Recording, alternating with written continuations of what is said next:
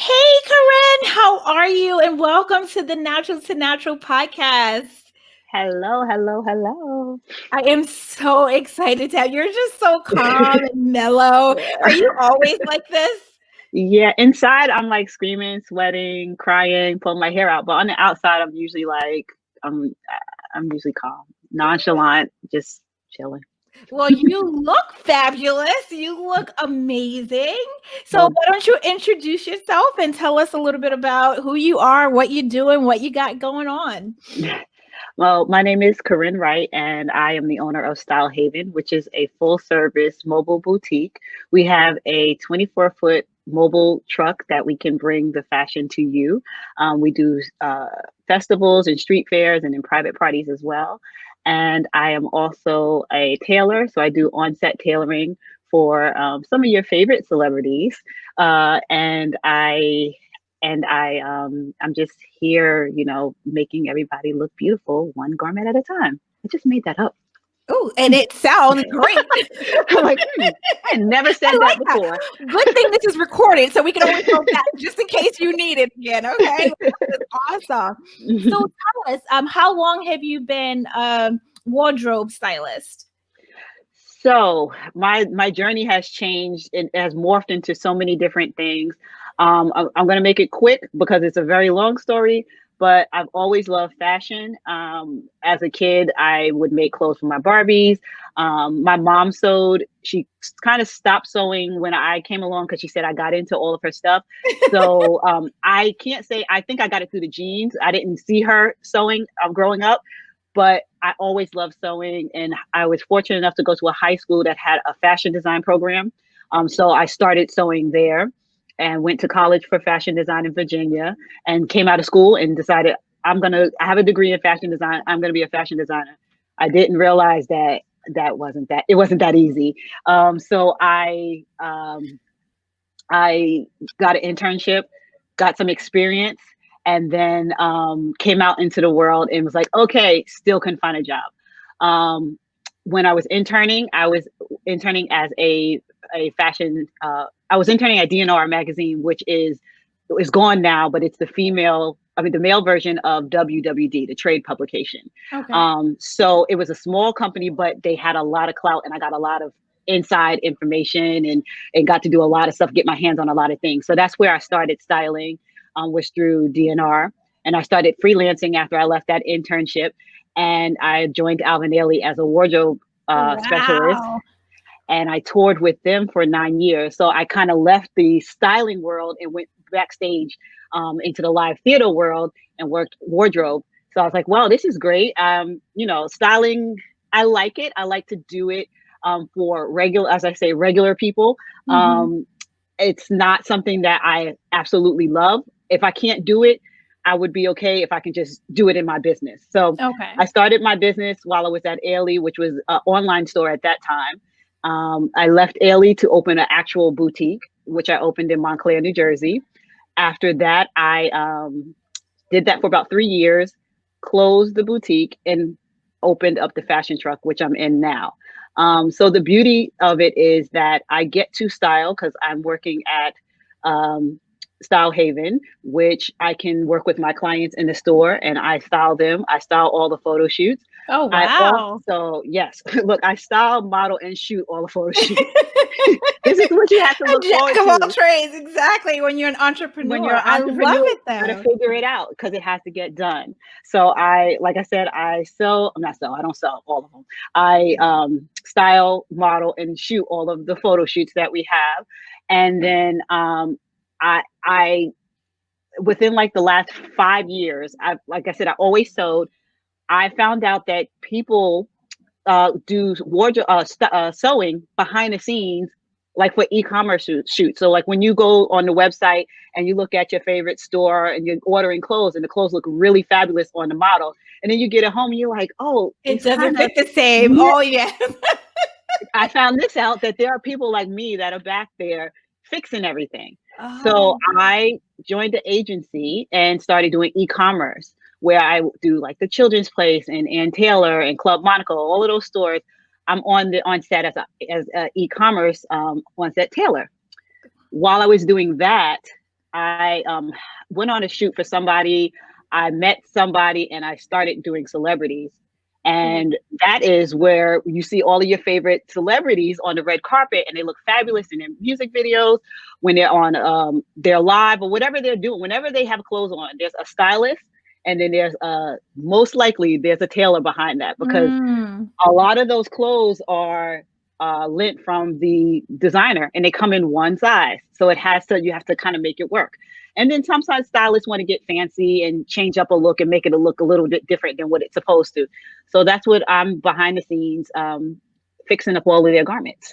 Wow, that is amazing. And so I love the fact that you knew that this was something that you wanted to do since you were a little girl. So work is not work for you. This is like play. This is something you've always wanted to do. So it doesn't seem like a work day in your life. And I always try to inspire people, do what you love and you'll never work a day in your life. Exactly. And you are the prime example of that. Kudos to you. And thank you so much for sharing. So now let's get into the juicy part.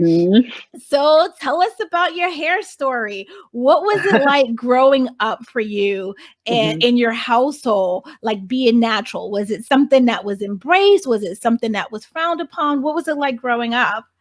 My mom was natural when I was a kid. Yeah, because I have pictures of me. I was probably like 6 or 7. My mom had an afro. That's how most Black women wore their hair at that time. And she had a huge afro. And I didn't have a perm. Okay, wait, I'm sorry. That had to be like when I was about 4. Okay. Because when I turned 5, I was in my uncle's wedding as a flower girl. And my grandmother took me to get my hair done and she permed my hair. Oh, wait. So your grandmother permed? Did your mother know? Did she get permission? She did not get permission. She took me to get my hair done and I got a perm. Wait, so what was your mother's reaction when your grandmother brought you home? I was kind of young, so I don't remember exactly. I should ask her what happened, but she wasn't happy because it was my father's mother at that. So it wasn't even her mother. It was my father's mother at that, so it wasn't even her mother. But I know she was not happy, but she wasn't as upset, I don't think, that I would have been if that was my child. Like because perms were, I think, new, and so she didn't probably know the damage that it could do. Right. You know, and my hair was like cute, right? Yeah, and I had these big curls. Loved it. But the problem was after that, I wasn't going and getting any touch-ups or anything. So that was like when my hair just was like, it went crazy. And so through high school, I had a perm. And I was living in Brooklyn and I decided, I think it goes with living in Brooklyn. I decided I want natural hair. And I started growing it out with like braids and such. And I went to a friend of mine went to what they call Curve Salon then, which is now Miss Jessie's. Oh, wow. Yes. And she got this thing called a silkener in her hair. And I was like, I want that. She had dreadlocks and she cut it all off and got this silkener, and it's like a baby perm, like, you know. Exactly. It's a texturizer. Yeah. Yes.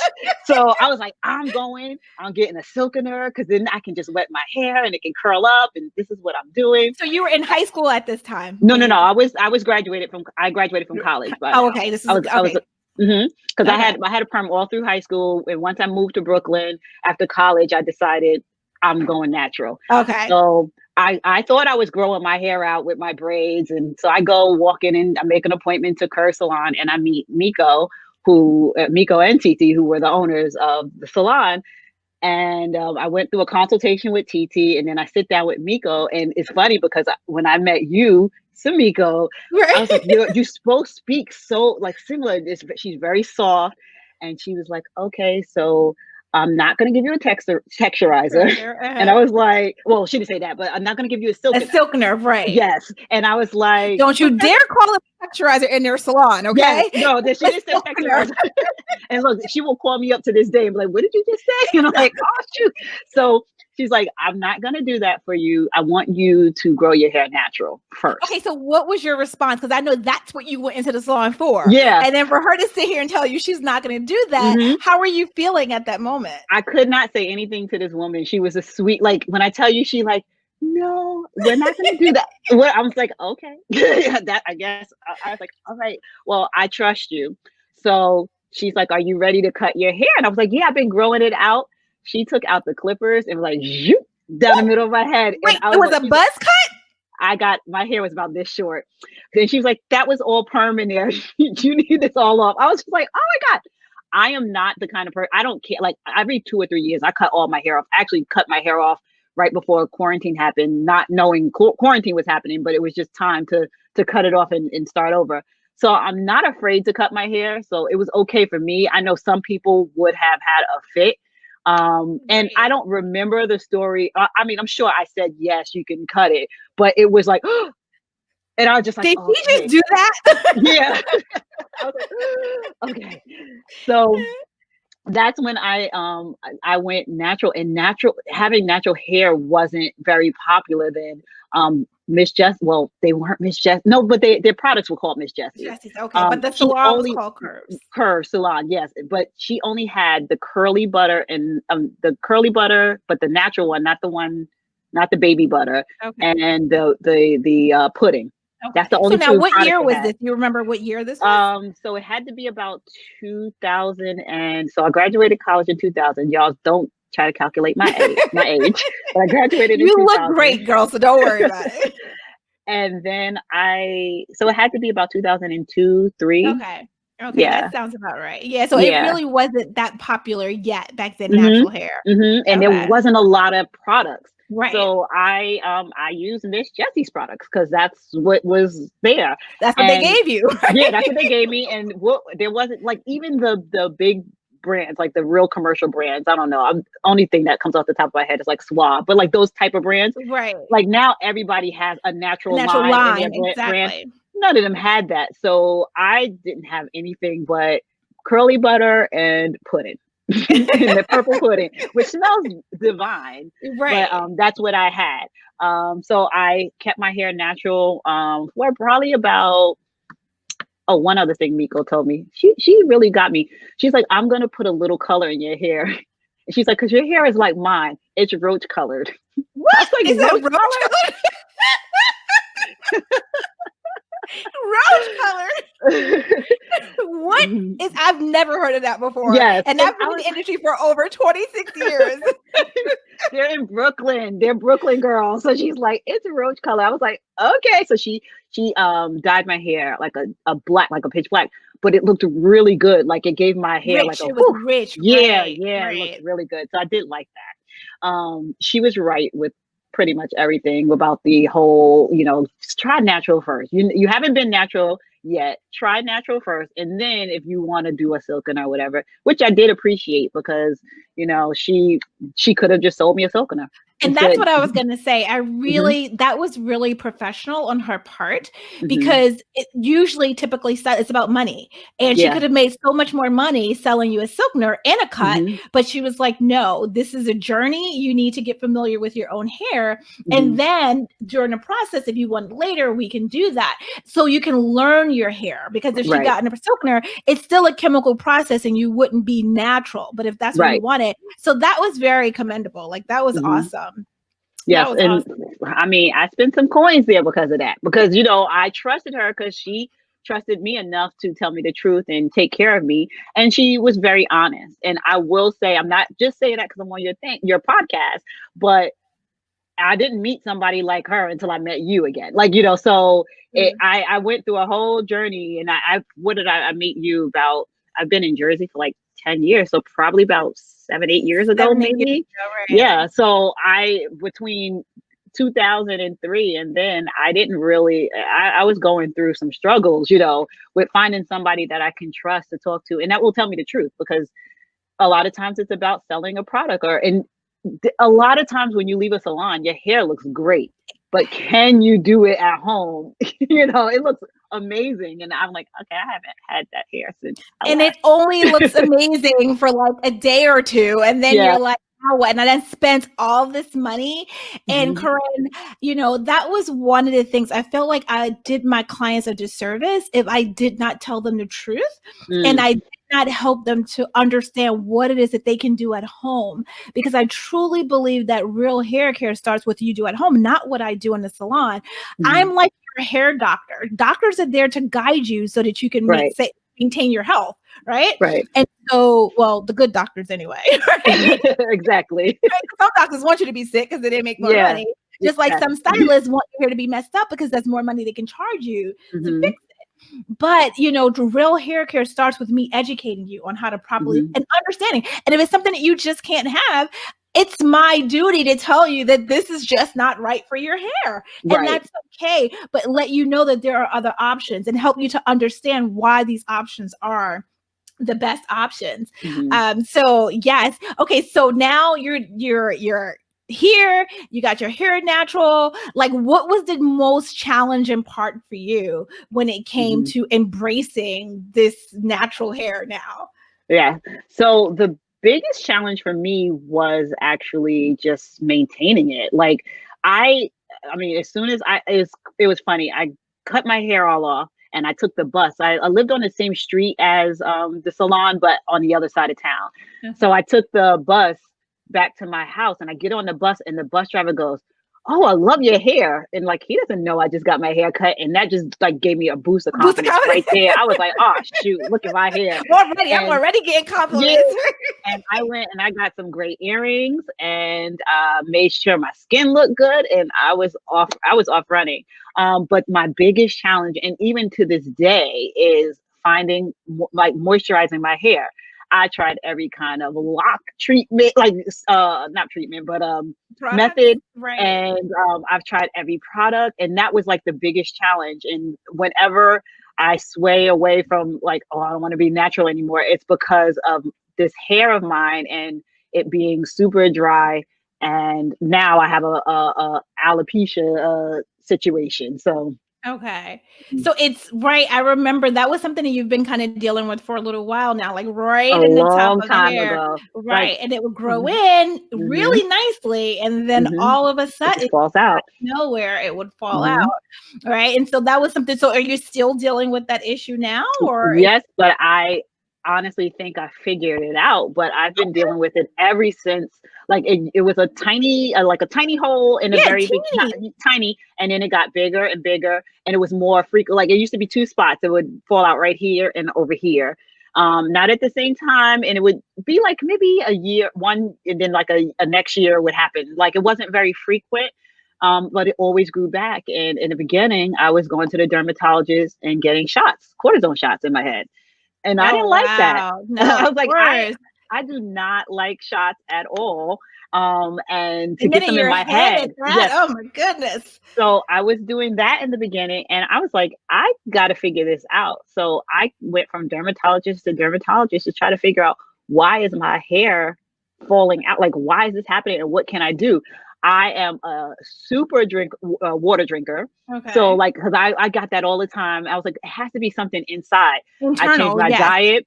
I did a cleanse. I did a gosh, yes, a detox, but I'm trying to think of the name of it. It'll come in a second. But my aunt is a holistic doctor, and she put me on. I did the elimination diet, trying to figure out like what it was that was like attacking my hair, and I could not figure it out. And then recently, this quarantine, I think something great came out of this quarantine. I'd been following a page for a long time about, and it's called Organigrow, and I've been following them for a really long time, but nobody's hair looked like mine, and they were talking about all of these great results. And since we were on quarantine, I started reading up, and they have a thing to find out your hair porosity, and I started reading it and I'm like, this is my hair. Like, wow, my hair, this is what I'm talking about, especially when they were saying like if you have low porosity hair, how the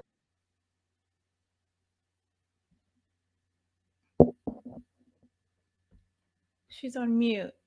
Corinne, you're on mute. Can you unmute her, Michi? Michi? Oh, Corinne, you have to connect your mic. It's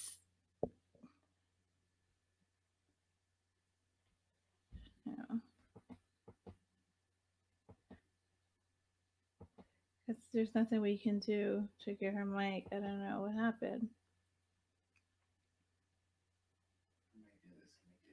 Her mic. Can you try to reconnect your mic? Because your mic, it says your mic is disconnected.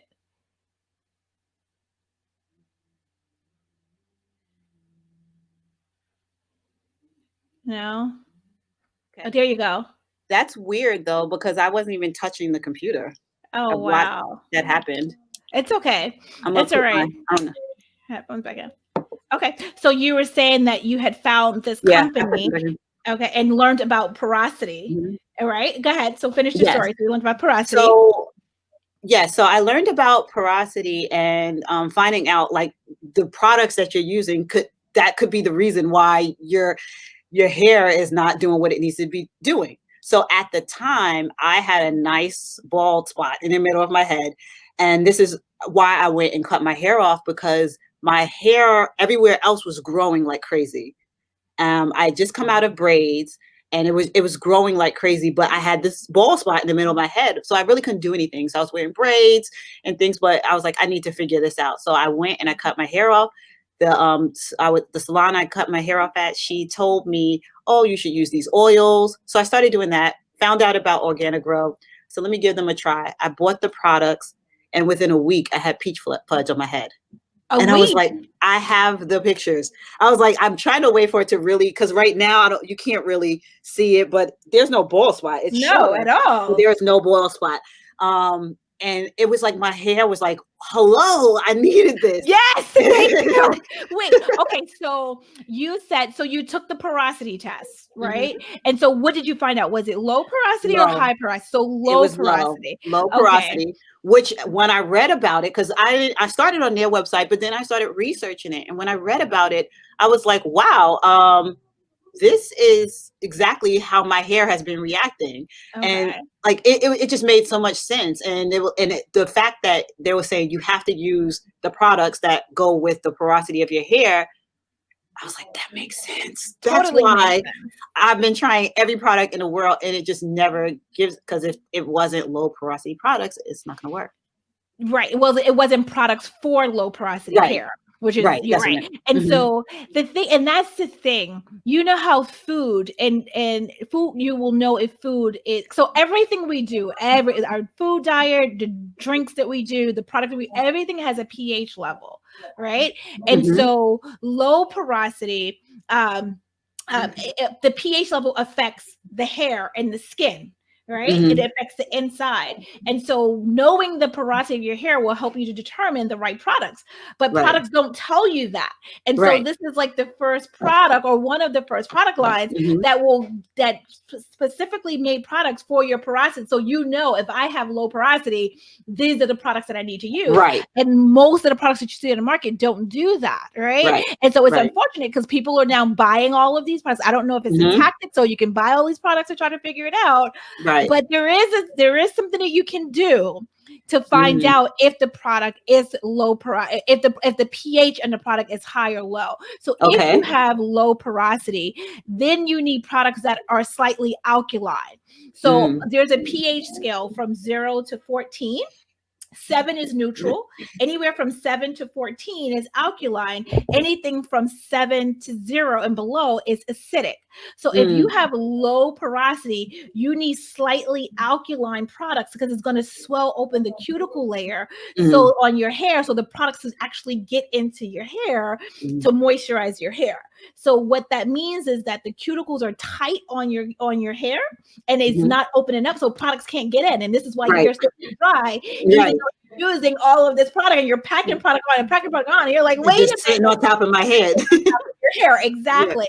And so now that you found a product that actually swells open the cuticle layer, now it can get in and truly moisturize your hair. So you have to have a slightly acidic product. So there is actually something that you can do. There are called pH test strips in store.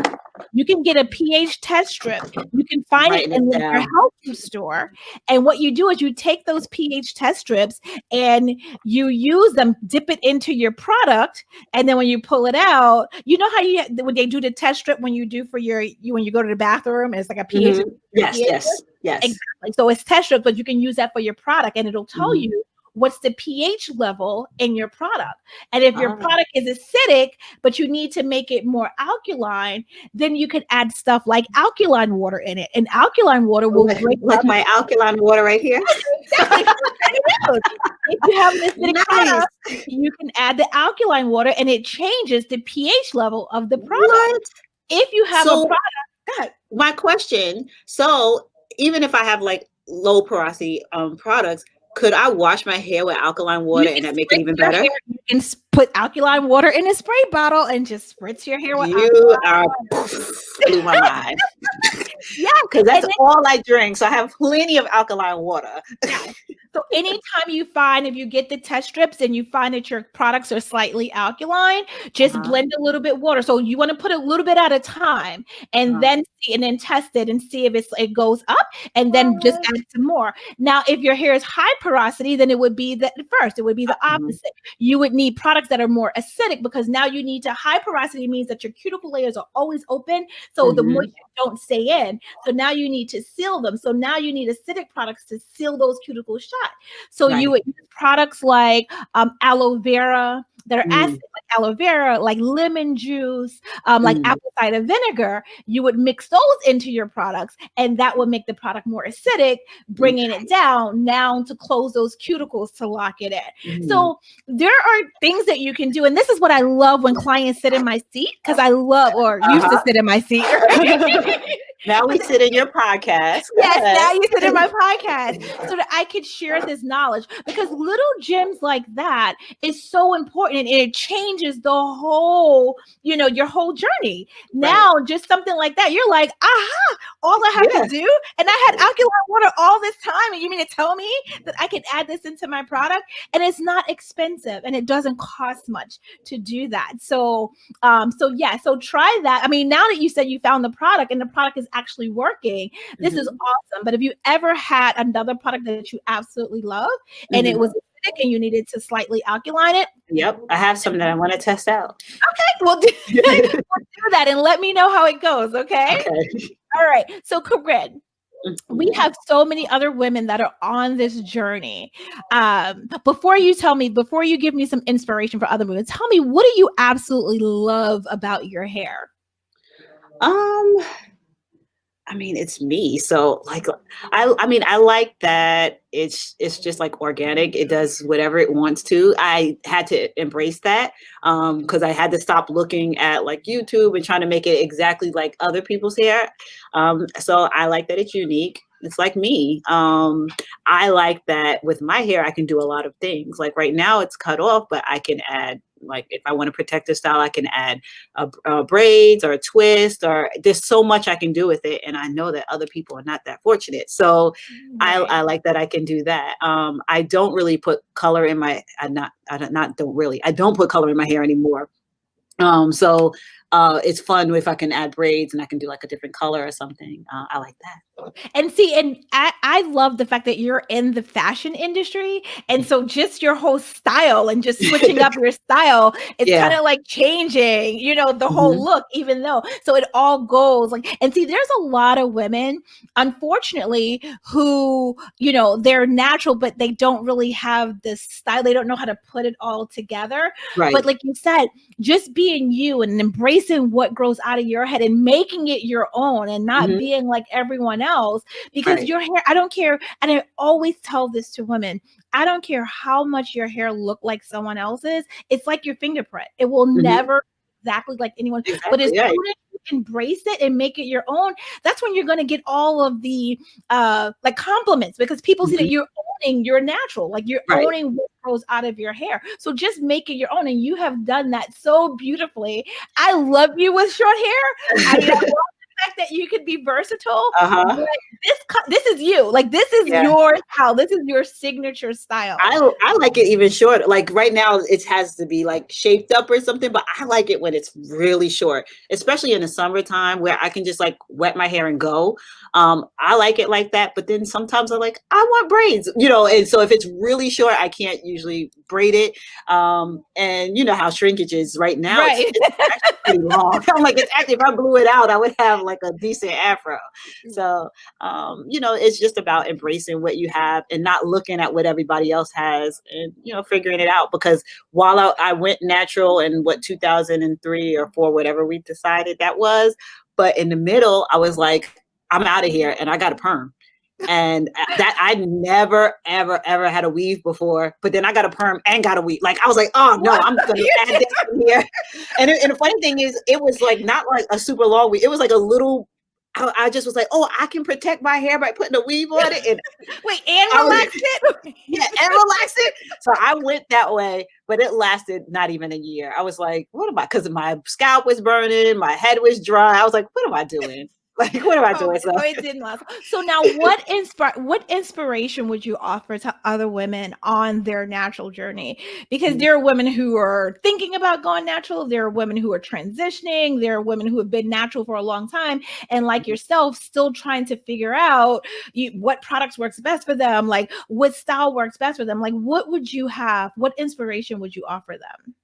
I would say we've been talking about this the whole time, embracing it and do it your way. For me, I thought growing it out, like, you know how you're growing it out, you have like the perm on the end.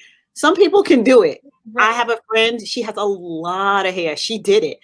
I can't. I was like, I don't have the patience for that. Cut it off. So make your decision of what you're going to do and stick with it and have fun with it. Like, if your style is very, like, if you like head wraps and things and you're growing it out, then wear your head wraps. Do that. And nowadays, like, I've always worked in an industry where I can do that. Like, I don't have to worry about the hair thing at work. But now it's so embraced that you can get creative and you can do that.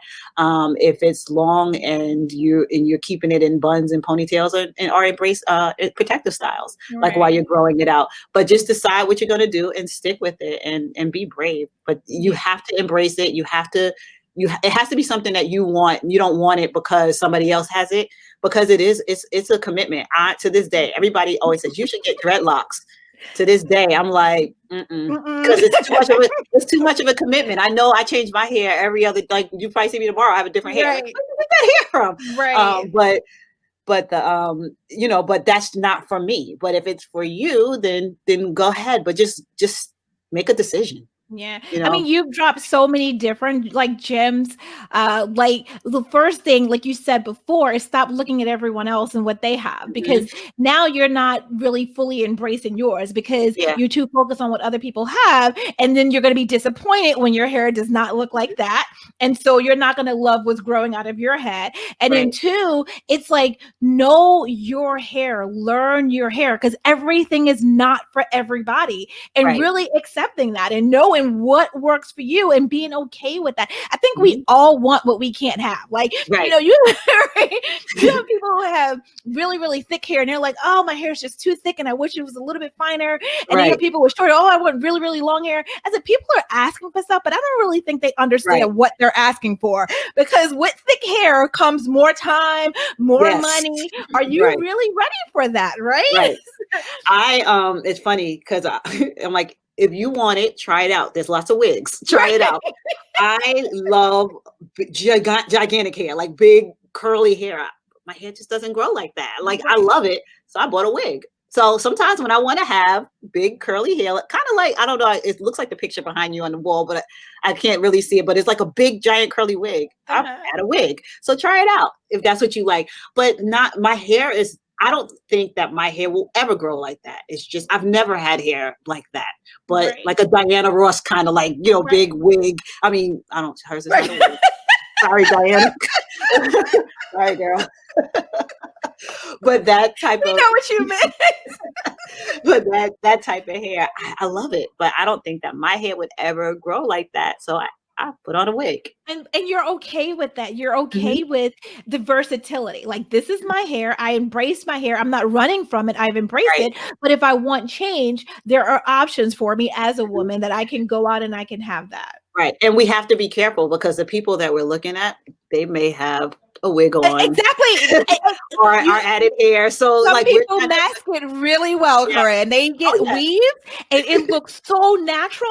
And there are people who put on that facade like it's their hair and it's really not their hair. Really not. So we have to be careful because you're trying to accomplish something that just can't be accomplished. Exactly. And the other thing too is you have people who have had hair like that all their life. That is their hair. So it's not about the product that they use. It's not about the technique that they use. Yeah. They've had hair like so we try to emulate them. We try to use a product or we try to use a technique and not understanding that that's in their genes. That's in their DNA, right? We don't have the same DNA. And that's okay. And you know, it's so funny because for so many years, even as a natural hair care specialist, I would wear protective styles all the time. And people think that as Black women, we only wear protective styles because we don't have hair. Like, you know, our hair is short or is unhealthy. I don't want to do my hair. Exactly. I don't want to do it. I did other women's hair and I didn't have time, but I had to make sure that my hair still looked good. But the key is taking care of your hair while you have whatever you're doing. So if you're going to wear a wig, if you're going to wear a weave, if you're going to wear braids or twists, make sure you're properly taking care of it underneath all of it so that it stays healthy. So that when you take it out, you still have a beautiful head of hair like yours on your head, right? Well, Corin, it has been so much fun talking to you. Thank you so much for joining us. So can you now share with everyone where they could find you, your boutique, and all of your information? Yes, ma'am. So you can go to, for my tailoring work is the Corin Wright. That's the, like TheCorin, Wright, WRIGHT.com. And there you'll see my resume, you'll see my work, you'll see what I do on the tailoring side. For the boutique, it's shopstylehaven.com. You can find us on social media at Shop Style Haven on Instagram, and Facebook is the Style Haven Boutique, not the Style Haven Boutique. And my personal Style Haven page is just Style Haven. All right. Perfect. Well, thank you so much, Corin. Until next time, talk to you soon. Thank you. Bye. Bye. All right. Let's go bring her back in.